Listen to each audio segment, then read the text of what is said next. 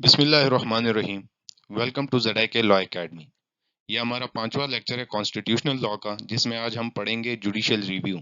ये एक important lecture है, टॉपिक है पंजाब यूनिवर्सिटी के एनुअल एग्जाम्स के मुताबिक। तो चलिए इसको शुरू करते हैं। तो इंट्रोडक्शन से स्टार्ट करते हैं। इंट्रोडक्शन में सबसे पहले हम जुडिशियल रिव्यू के बारे में देखेंगे कि जुडिशियल रिव्यू क्या है। ठीक है, जुडिशियल रिव्यू ऐसी एबिलिटी है, ऐसी पावर है जिसके थ्रू अदालत, जुडिशरी एग्जामिन कर सकता है, डिसाइड कर सकता है किसी भी स्टेट्यूट को, किसी भी ट्रिटी को, कि अगर वो वायलेट करती है कॉन्स्टिट्यूशन को या एग्जिस्टिंग लॉज को। ठीक है, तो उसको नल एंड वाइड करार दे सकती है अगर वो कॉन्ट्रोडिक्ट करती है कॉन्स्टिट्यूशन के साथ। ठीक है, तो उसको हम जुडिशियल रिव्यू कहते हैं। यूएस कॉन्स्टिट्यूशन में जुडिशियल रिव्यू एक इम्पॉर्टेंट फीचर है यूएस कॉन्स्टिट्यूशन का।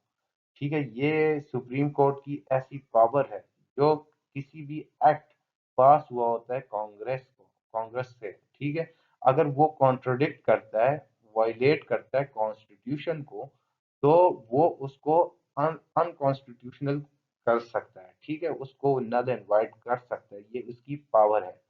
जुडिशियल रिव्यू एक मतलब ये पावर जो एग्जेक्टिव अथॉरिटी है, ठीक है, अगर लेजिस्लेचर है, अगर वो अनलॉफुली अपने पावर को एक्सरसाइज कर रहे हैं, ठीक है, जो उनको कॉन्स्टिट्यूशन के थ्रू मिली है, अगर वो unlawful power uses of their power करती है, ठीक है, तो जुडिशरी के पास जुडिशियल रिव्यू की पावर है और वो उनको रोकती है उनके, अगर वो अनलॉफुल पावर एक्सरसाइज करते हैं। ठीक है, तो ये जुडिशरी के पास एक एक्स्ट्रा ऑर्डिनरी पावर है, जुडिशियल रिव्यू।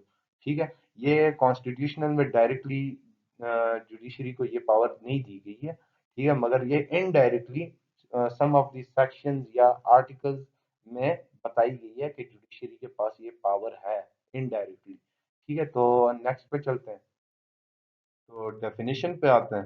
जुडिशियल रिव्यू क्या है? जुडिशियल रिव्यू एक ऐसा प्रोसेस है, ठीक है, जिसके नीचे या जिसकी वजह से एग्जेक्टिव अथॉरिटी, लेजिस्लेटिव अथॉरिटी और उनके एडमिनिस्ट्रेटिव एक्शन जो होते हैं वो सब्जेक्ट हो जाते हैं जुडिशियल रिव्यू के। ठीक है, मतलब अगर कोई ऐसा काम या लेजिस्लेटिव अथॉरिटी है, एग्जेक्टिव अथॉरिटी है, वो कोई ऐसा काम करते हैं या ऐसा बिल पास करते हैं या ऐसा लॉ बनाते हैं, तो वो जुडिशरी रिव्यू कर सकता है। अगर वो कॉन्ट्रोडिक्ट करे कॉन्स्टिट्यूशन के साथ, तो उसको नल एंड वाइड भी करार दे सकता है। तो ये इसकी सिंपल सी डेफिनेशन हो गई। फिर हम देखेंगे यूएसए में जुडिशियल रिव्यू का कॉन्सेप्ट क्या है। ठीक है, अगर हम यूएसए कॉन्स्टिट्यूशन में देखें तो जुडिशियल रिव्यू की जो पावर है वो एक्सप्रेसली ग्रांट नहीं की गई। ठीक है, वो इनडायरेक्टली दी गई है। और अगर हम आर्टिकल 6 को देखें यूएस कॉन्स्टिट्यूशन में, तो वो बताता है कि जो भी ट्रीटीज है और या जो भी बनेगी ट्रीटीज, ठीक है, वो यूएस कॉन्स्टिट्यूशन के मुताबिक बनेगी, क्योंकि वो supreme law of the land है। और जजेस को ये बताया गया हुआ है कि कोई भी ऐसी चीज जो मतलब इस तरह ना हो कि वो कॉन्ट्रडिक्ट करे यूएस कॉन्स्टिट्यूशन का। तो इस ये जो लाइन है वो सिंपली बताता है इनडायरेक्टली, इसको जुडिशियल रिव्यू की पावर देता है ये वाली लाइन। ठीक है, तो इसके बाद हम आगे चलते हैं। तो अभी हम ओरिजिन को पढ़ेंगे कि जुडिशियल रिव्यू कब ओरिजिनेट हुआ था। ठीक है, 1803 एक ऐसा साल था जिसमें एक मकबूल तरीन केस हुआ था जिसका नाम था मरबरी वर्सेस मेडिसन केस। ठीक है, ये एक ऐसा केस था, ठीक है, जिसमें पहली दफा जो डॉक्ट्रिन थी जुडिशियल रिव्यू की या कॉन्सेप्ट था जुडिशियल रिव्यू का, वो पहली दफा ओरिजिनेट हुआ था, इस्तेमाल हुआ था। ठीक है, तो इसको पढ़ने के लिए, इसके ओरिजिन या बैकग्राउंड को पढ़ने के लिए हमें वो केस लॉ पढ़ना पड़ेगा। ठीक है, ये वैसे भी बहुत इंपॉर्टेंट है, पंजाब यूनिवर्सिटी के एनुअल एग्जाम्स के मुताबिक ये बार बार आ चुका है, तो हम कोशिश करेंगे इसको क्लियर कर सकें। तो सबसे पहले तो केस डिटेल को देखते हैं। ठीक है, इसको हम देखेंगे कि जॉन जज कौन था। जज इसमें, इस केस में जज जो था जॉन मार्शल, और इसका ये था कि ये एक लॉन्ग सर्विंग जज था यूनाइटेड स्टेट में। ठीक है, और जो जिसमें पार्टी थी वो मरबरी वर्सेस मेडिसन। मरबरी कौन था? मरबरी एक ऐसा बंदा था, ठीक है, जो जस्टिस ऑफ पीस अपॉइंट हुआ था इस बंदे के थ्रू। ठीक है, ये कौन था? President Adam. ये प्रेसिडेंट था यूनाइटेड स्टेट का, ठीक है, और इसका जो जब टेन्योर खत्म होने लगा उसी रात इसने मरबरी को जस्टिस ऑफ पीस अपॉइंट कर दिया था, ठीक है। तो और जब इसने जस्टिस ऑफ पीस इसको अपॉइंट कर दिया, ये दूसरे बंदे ने क्या किया, मेडिसन ने, मेडिसन जो था वो इस बंदे का सेक्रेटरी था, ठीक है।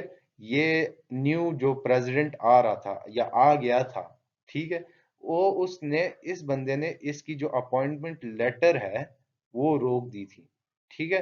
तो मरबरी ने इसके खिलाफ रिट ऑफ मैंडेमस फाइल कर दी थी मेडिसन के खिलाफ सुप्रीम कोर्ट में, ठीक है, कि सुप्रीम अदालत उसको मेडिसन को ये बोले कि इस बंदे का मतलब अपॉइंटमेंट लेटर जारी करे ताकि वो अपना ऑफिस ऑफिस होल्ड कर सके। रिट ऑफ मैंडेमस क्या होता है, इस ये एक अलग टॉपिक है मगर इसका मैं सरी सरी आपको समझा देता हूँ। रिट ऑफ मैंडेमस होता है कि जिसमें जो गवर्नमेंट अथॉरिटी होती है उसको जुडिशरी बोलता है कि वो अगर वो किसी बंदे के राइट्स को वायलेट करता है, ठीक है, तो वो हुक्म देती है, ऑर्डर करती है जुडिशरी उस एग्जेक्ट या एडमिनिस्ट्रेटिव अथॉरिटी को या गवर्नमेंट अथॉरिटी को कि वो काम करें जो उसने रोका होता है या किसी का राइट वायलेट किया होता है। तो उसको उसके खिलाफ जो केस फाइल होता है उसको रिट ऑफ मैंडेमस बोलते हैं, ठीक है। तो हम नेक्स्ट पे चलते हैं, इस केस को फर्दर इसके फैक्ट्स वगैरह को डिटेल से डिस्कस करते हैं। तो अभी हम फैक्ट्स ऑफ द केस देखेंगे, ठीक है। सबसे पहले तो पॉइंट हमारे पास आ जाता है, जो मरबरी था, ठीक है, वो जस्टिस ऑफ पीस अपॉइंट हुआ था डिस्ट्रिक्ट ऑफ कोलंबिया में, ठीक है, बाय फॉर्मर प्रेसिडेंट एडम, ठीक है, जो फॉर्मर प्रेसिडेंट था, जो जाने वाला प्रेसिडेंट था, जो चला गया था बच के, ठीक है। उसी रात को, मतलब जब उस टेन्योर खत्म होने लगा था, उसी रात को उसने, जो मरवरी था, उसको जस्टिस ऑफ पीस अपॉइंट किया हुआ था, ठीक है।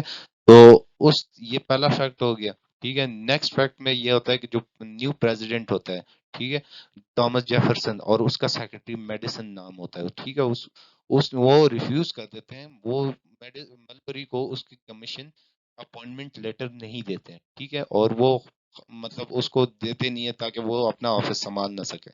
तो मरबरी उसको उसके उनके खिलाफ पिटिशन फाइल कर देता है रिट ऑफ मैंडेमस की, ठीक है, सुप्रीम कोर्ट में।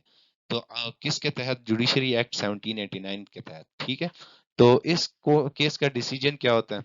ठीक है, इस केस में ये होता है, जॉन जॉन मार्शल जो चीफ जस्टिस होता है, वो कोर्ट के सामने तीन मेन क्वेश्चन रख देता है। तो ये कहता है कि जो मरबरी है, क्या उसका राइट है कमीशन का? ठीक है, उसको क्या उसको कमीशन मिलनी चाहिए? ये दूसरा क्वेश्चन आता है, क्या अगर उसका राइट है, ठीक है, तो क्या उसकी रेमेडी क्या होगी? ठीक है। तीसरा क्वेश्चन ये होता है, क्या अगर उसकी रेमेडी है, क्या सुप्रीम कोर्ट के पास उसकी जुरिस्डिक्शन है कि अगर वो उसको मेडिसिन, जो अगर वो ऑर्डर करे मेडिसिन को, कि जो मलबरी की कमीशन है वो उसको इशू कर दें, क्या ये उसकी जुरिस्डिक्शन में आ सकता है? ठीक है। तो ये एक तीन मेन क्वेश्चन जो जस्ट जॉन मार्शल है उसने कोर्ट के सामने रखे, फिर उसके बाद उसने उसके आंसर्स दिए, और उस आंसर्स को हम देखते हैं, ठीक है। ठीक है, तो जो क्वेश्चन जॉन मार्शल ने पूछे थे उसी के उसने आंसर दे दिए। वो कहता है कि हाँ भाई, बर्बरी का तो राइट बनता है कमीशन लेने का, ठीक है। और ये गवर्नमेंट को बताने के लिए कि हाँ, जो थॉमस जेफरसन है प्रेसिडेंट था, उसको बताने के लिए कि आप पे रिट ऑफ मैंडेमस तो लग सकता है, ठीक है। उसके बाद उसने ये क्वेश्चन का आंसर भी किया कि हाँ, उसका तो राइट तो बनता है मगर उसकी रेमेडी भी मौजूद है, ठीक है, कॉन्स्टिट्यूशन में। ठीक है, तो उसके बाद तीसरा क्वेश्चन, जब उस मतलब उसकी जुरिस्डिक्शन के बारे में बात आती है, तो वो जॉन मार्शल कहता है कि नहीं, सुप्रीम कोर्ट का जुरिस्डिक्शन ही नहीं बनता कि वो उसको सुन सके, इस केस को सुन सके, उसकी डोमेन में नहीं आता। आर्टिकल 3 ऑफ द कॉन्स्टिट्यूशन के मुताबिक ये जो डील करता है जुडिशरी के साथ, उसमें ये मतलब मलबरी वर्सेस मेडिसिन का केस सुन ही नहीं सकता, उसकी डोमेन में ही नहीं आता। आर्टिकल 3 क्या कहता है? आर्टिकल 3 कहता है कि कोई भी केस जिसमें एम्बेसडर हो, ठीक है, जिसमें पब्लिक मिनिस्टर्स हो, जिसमें काउंसिल्स हो, ठीक है, तो वो उसकी ओरिजिनल जुरिस्डिक्शन में आता है, वो सुप्रीम कोर्ट उसको डायरेक्टली सुप्रीम कोर्ट उसको सुन सकती है, ठीक है। मगर इसके अलावा अगर कोई केस आते हैं वो उसकी एपीलेट जुरिस्डिक्शन में आता है, मतलब वो डिस्ट्रिक्ट कोर्ट से लेके सबसे छोटा कोर्ट जो होगा उसमें वो केस फाइल करेगा। ठीक है, तो वो उसकी उस जुरिस्डिक्शन में आ जाता है। तो इसमें सिंपली ये बता दिया गया है कि ये हमारी जुरिस्डिक्शन में ही नहीं आता। ठीक है, सुप्रीम कोर्ट ने बता दिया कि ये हम केस सुन ही नहीं सकते। मगर सुप्रीम कोर्ट ने तो, जॉन मार्शल ने तो बता दिया कि ये केस हम नहीं सुन सकते हैं। मगर फिर तो फिर मरबरी ने ये केस फाइल किस तरह की है?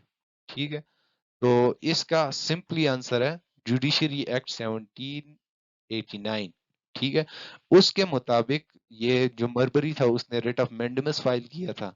ठीक है, उसमें उसको ये बताया गया कि वो directly writ of mandamus file कर सकते हैं सुप्रीम कोर्ट में। तो ये दोनों कॉन्स्टिट्यूशन के दरमियान और जो एक्ट है जो कांग्रेस की तरफ से पास हुआ था, उन दोनों के दरमियान कॉन्ट्रोडिक्शन आ गई। अगर इन दोनों के दरमियान कॉन्ट्रोडिक्शन आ गई तो ये कॉन्स्टिट्यूशन के खिलाफ हो गया। ठीक है, तो सुप्रीम कोर्ट ने for the first time judicial review किया और उस जुडिशरी एक्ट के जो सर्टेन फ्रेजेस थे उसको नल एंड वाइट कर दिए थे। ठीक है, तो for the first time in the history judicial review, the doctrine of judicial review was originated. ठीक है, इसका सिंपली ये मतलब है।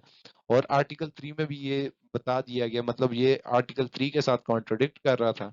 ठीक है, तो नेक्स्ट पे चलते हैं। तो अभी हम जुडिशियल रिव्यू के बर्थ के बारे में बात करते हैं। ठीक है, हमने आगे पढ़ लिया है कि जुडिशियल रिव्यू किस तरह आया।